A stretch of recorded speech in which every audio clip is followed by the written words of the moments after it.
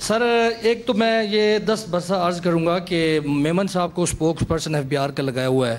آپ نے بھی فنانس منسٹری کا اسپوکس مین وہ کس لیے لگائے ہوئے ہیں کہ میڈیا کو کوئی اگر کوئری ہے تو ان کا جواب دے دیں. ان کے موبائل نمبر پہ واٹس ایپ کھلوائیں.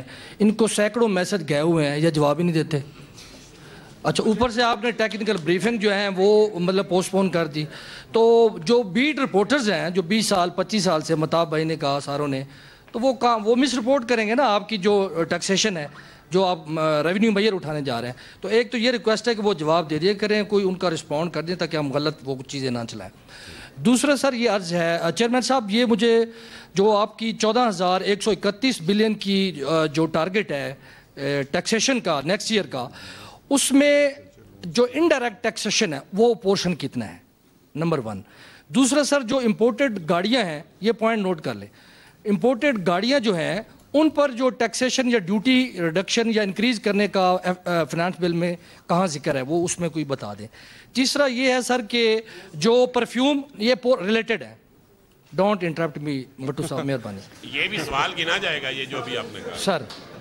اچھا لنگڑیال صاحب یہ جو پرفیوم ہے کاسمیٹکس پرفیوم کافیز ان کو جو 3rd شیڈول میں شامل کیا گیا ہے امپورٹڈ جو آئٹم ہے, تو اس کا بتا دیں کہ ان پر کیا ٹیکس امپیکٹ آئے گا. Thank you very much. آپ نے نوٹ کیے چاروں سوال؟ اچھا میں جو یاد ہے سر ان کا جواب دیتے ہیں سر. جی نجیب صاحب یہ پہلے 3rd سکیجول کا جواب دے دیں. لاسٹ کوسچن وقاص عظیم جو یہ کافی کو شامل کیا گیا. اس کو دیکھیں. نہیں پہلے ان کا سوال کرنا. حامد صاحب میں ایک منٹ میں صرف یہ کہوں گا کیونکہ کچھ ہمارے دوست اور ساتھی باہر تھے, اس کو آپ 10 منٹ کے لیے ایکسٹینڈ کر دیجیے تاکہ ہم سب کی آرام سے بات سن لیں. جی سر سب کو باری باری دے رہا ہوں, کسی کی کوئی ڈسکریمنیشن. لیکن میری درخواست یہ ہوگی کہ ایک سوال کر لیں تاکہ سب کو موقع مل جائے. جی یہ بڑا اچھا انہوں نے بات کی ہے, چھوٹا جواب دیجیے گا. ہاں مختصر جواب دیجیے گا, بڑی اچھی بات کی ہے. کاسمیٹکس اور کافی جو آپ نے شامل کیا ہے پہلے وہ بتا دیں. 4 امپورٹڈ آئٹمس تھے وہ ہم نے شامل کیے ہیں 3rd شیڈول میں, اور اس کا صرف وجہ یہ تھی کہ انڈر ویلیویشن ہوتی تھی کسٹمز کے اسٹیج پہ, وہاں پہ پراپر ویلیویشن جو امپورٹر تھے وہ ڈکلیئر نہیں کرتے تھے. تو 3rd شیڈول میں یہ ہمیں ایک اویلیبلٹی ہے as a design of tax کہ وہ جب اسٹور پہ سیل ہوگا تو ریٹیل پرائس کے اوپر ہم نے اس کو لانا تھا. تو نہیں اس کا تعلق ٹیکس سے نہیں ہے. میں بتاتا ہوں آپ کو. دیکھیں 3rd سکیجول میں ہم کیوں لے کے آتے ہیں, آپ کو سیلف ڈکلیریشن ہے نا کہ آپ نے کافی امپورٹر نے امپورٹ کی تو اس نے ڈکلیئر کر دی اس کی ویلیو, لیکن وہ مارکیٹ میں اگر اس سے 400 گنا پہ بک رہی ہے تو اس انفارمیشن کو کسی جگہ اس کی ڈکلیئرڈ ویلیو کے ساتھ ریلیشن شپ ہونا چاہیے نا. تو this schedule enables us to relate the retail market جو اوپن مارکیٹ میں اویلیبل ہے with what he is declaring at the ports. It's not a taxation measure, it's only a correction measure. یہ اب لے لیں آپ یا لے آئیں جی پلیز بات کریں سر. ٹھیک ہے پلیز گو ڈی صاحب پلیز گو ایڈ. سر ایک تو یہ بتائیں یار ایک سیکنڈ پلیز سر 10% انکریز کا کتنا فائنینشیل امپیکٹ ہے. دوسرا جو ملٹریز کے لیے ایک الاؤنس دیا گیا ہے وہ کتنا % ہے, اس کا فائنینشیل امپیکٹ کتنا ہے یہ بتا دیں. لاسٹ ایئر آپ نے اناؤنس کیا تھا ایک پینشن اسکیم سویلین کے لیے اناؤنس کی تھی. آپ نے اناؤنسمنٹ میں اگر آپ کو تقریر یاد ہو آپ نے کہا کہ ملٹری کے لیے 1 سال کی ایگزمپشن دے رہے ہیں اس سال سے. اب مزید اس کو کتنی ایگزمپشن دی گئی ہے. دوسرا سر آپ نے بہت ساری چیئرمین صاحب نے کہا کہ فنڈ کے ساتھ ہیں ہم ایگزمپشن ہم وڈرا کر لی ہیں ساری. 111 اداروں کو آپ نے ایگزمپشن دی ہے اس بجٹ میں نیکسٹ ایئر, اور اس میں اتنے بڑے بڑے ادارے ہیں کہ زیبسٹ ہے, شفا ہاسپٹل ہے جو سب سے مہنگے ہاسپٹلز ہیں, اور ضیاء الدین ہے آپ کو پتہ ہے, اور میں اگر لسٹ گننا فوجی فاؤنڈیشن کے سارے ادارے ہیں. تو اس کی وجہ کیا ہے, آپ پولیٹیکل پریشر میں آئے ہیں اتنے سارے اداروں کو, عوام سے تو آپ نے ایگزمپشن ختم کر دی, اور لیکن یہ بار کونسل بھی ہیں ساری ابھی بتا رہے ہیں یہ. تو یہ ایک بتا دیں. دوسرا سر آپ نے سر وہ سوال نہیں آئیں گے. 6,500 ارب روپے آپ نے ٹیکس لے کے کنزمپشن آپ نے خرچے پورے کرنے ہیں. آپ نے بجلی کی قیمت اس وقت جو ہے ریٹ اس کے باوجود آپ پاور ڈویژن کی جو خراب پرفارمنس ہے ان کو ہزار ارب روپیہ پھر آپ دینے جا رہے ہیں. حالانکہ آپ ساری سبسڈی ودرا کر چکے ہیں.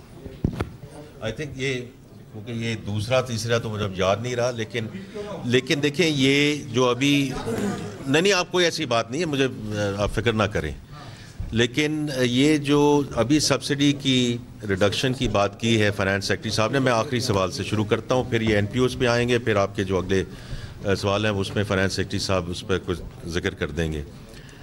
دیکھیے یہ پچھلے سال پاور سائٹ پہ جو ریکوریز ہیں اس میں کوئی شک کی گنجائش نہیں ہے کہ وہ بہتر ہوئی ہیں. The transmission losses still need to move in the right direction.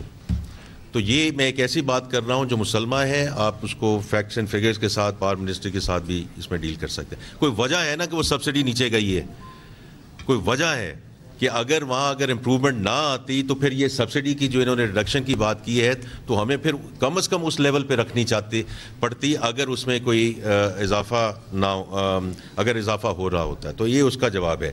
I think یہ جو انہوں نے بات کی ہے جی کچھ اداروں کو جو ہم نے ایگزام کیا ہے وہ کس بیسس پہ کیا ہے. یار دیکھیں بات ہے, دنیا بھر میں ناٹ فار پرافٹ آرگنائزیشن جب پرافٹ کے لیے بنی نہیں ہے تو اصولی طور پر انکم ٹیکس لائبلٹی نہیں بنتی.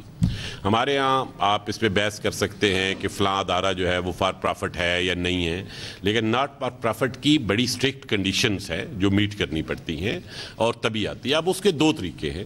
ایک طریقہ یہ کہ آپ ان کا نام اسکیجول میں ڈال دیں اور تو وہ ان کے لیے ایزی ہو جاتا ہے, ادروائز وہ اپنے کمشنر کو کوئی بھی ادارہ اپلائی کر کے اپنی کنڈیشن سیٹسفائی کر کے کہ میں ناٹ فار پرافٹ ہوں, اس کو یہ سہولت حاصل ہوتی ہے. اور یہ صرف ہمارے یہاں نہیں باقی دنیا میں بھی ہوتی ہے.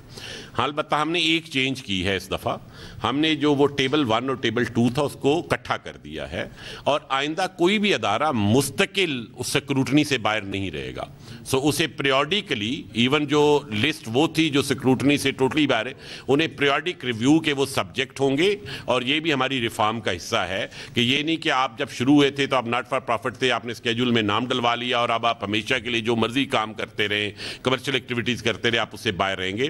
آپ کو یہ ثابت کرنا ہوگا کہ آپ کمرشل ایکٹیویٹیز اس نیچر کی انوالو نہیں ہے جو فار پرافٹ میں کسی طرح اس اسپانسر کے لیے رزلٹ ہو رہی ہوں. دیکھیں اس میں بنیادی جو ڈسٹنکشن ہے دنیا بھر میں وہ ناٹ فار پرافٹ میں ان گورننس سٹرکچر میں ہے کہ کہاں پہ اسپانسر جو ہے اس کا ریلیشن شپ گورننس سٹرکچر کے ساتھ کیا ہے. تو یہ آئندہ کے لیے یہ ریویو ہوا کرے گا. ہمیں اور کسی ادارے کو اس میں ڈالنے میں کوئی اعتراض نہیں, لیکن ہم چاہیں گے کہ پریویس جو ادارے ڈلے ہوئے ہیں اور جو آئندہ آئیں گے وہ سب اس سکروٹنی سے گزریں. ایکچولی اگر آپ ناٹ فار پرافٹ سے جا کے پوچھیں گے تو وہ آپ کو کہیں گے جی کہ ہمیں غلط ٹیبل میں ڈال دیا گیا ہے اور ہمیں جو ایک کنسیشن ملی ہوئی تھی اسے لے لی گئی ہے. تو میں تو اس کو ایکچولی یہ ڈیفینڈ کر رہا ہوں کہ وہ ہم نے کیوں لی ہے, رادر دین آپ نے ثناء اللہ کیانی صاحب آپ نے یہ جو سوال کیا ہے یہ دونوں نے وزیر خزانہ صاحب پلیز سر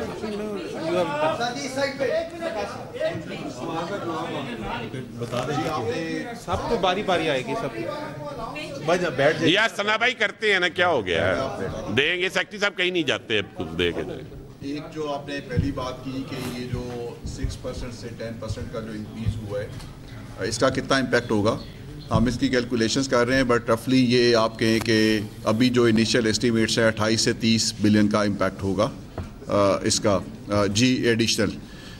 جو آپ نے دوسری بات کی کہ جو آپ کا جو ملٹری پینشن کے حوالے سے, اس پہ میں آپ کو یہ بتا دوں کہ جو ہم نے پچھلے سال سے پینشن ریفارمز کا جو ہم نے سفر شروع کیا ہے, اور it was not an easy thing to do, خاص طور پہ ایسے ایک ایشو کو ایڈجسٹ کرنے کی کوشش کرنا جو کہ پینشن جتنا سینسٹیو ہو.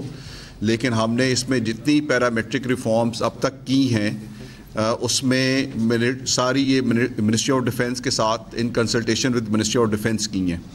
کنٹریبیوٹری پینشن اسکیم جو ہم نئے امپلائیز کے لیے لے کے آ رہے ہیں, جو ہم نے سویلین امپلائیز پہ شروع بھی کر دی ہے 1 جون 2024 پچھلے سال سے, اور اس کے لیے ہم نے نان بینکنگ فائنینس کمپنی بنا دی ہے. ہم اس سال پینشن فنڈ میں بہت زیادہ اماؤنٹ نہیں ہے, but we are making some allocation for pension fund. Contributory pension آپ کو پتہ ہے ملٹری کا سروس اسٹرکچر ڈفرینٹ ہے, ہمارا ڈفرینٹ ہے. وہاں پہ تو لوگ 30-35 سال کی عمر میں ان کے کچھ لوگ جو ہیں وہ ریٹائر ہو جاتے ہیں.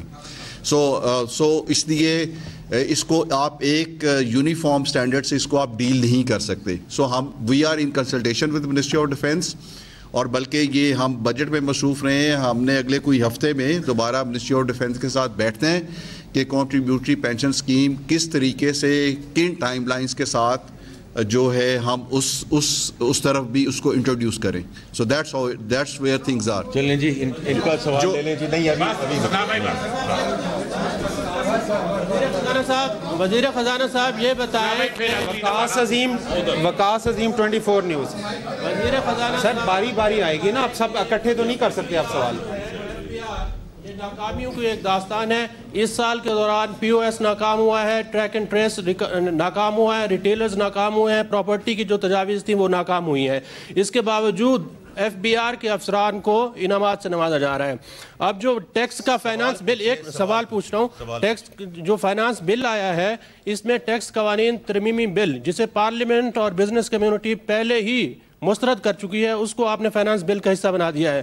اب آپ یہ اندیا دے رہے ہیں کہ اگر یہ منظور نہ ہوا تو پھر ہم 400-500 ارب روپے کا ایک منی بجٹ لے کر آئیں گے. تو یہ کس طرح کی ٹیکس پالیسی ہے؟ انٹرپریٹیشن بالکل ٹھیک ہے.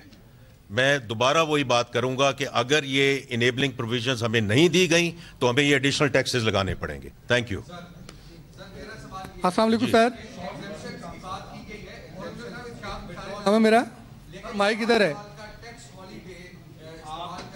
آپ کا سوال پرسو ہو گیا. ہم دیکھ رہے ہیں کہ وہاں اب بھی جو ہے وہ ابھی آپ نے 10-10% لگایا ہے, اور وہاں پر 18% ٹیکس لگا دیں تو کیونکہ وہاں جو انڈسٹری ہے وہ انڈسٹری جو ہے وہ یہاں بھی ہے, تو اس پر یہ 18% کا یونیفارم جو ہے وہ دیکھیں یہ فاٹا پاٹا کے سلسلے میں آپ بات کریں تو دیکھیے یہ آپ یہ تو اپریشیٹ کیجئے نا کہ ڈائریکشن آف ٹریول رائٹ. پچھلے سال میں ایک منٹ سر, ایک منٹ ذرا تشریف رکھیں آپ. پچھلے سال میں یہ بجٹ کی سپیچ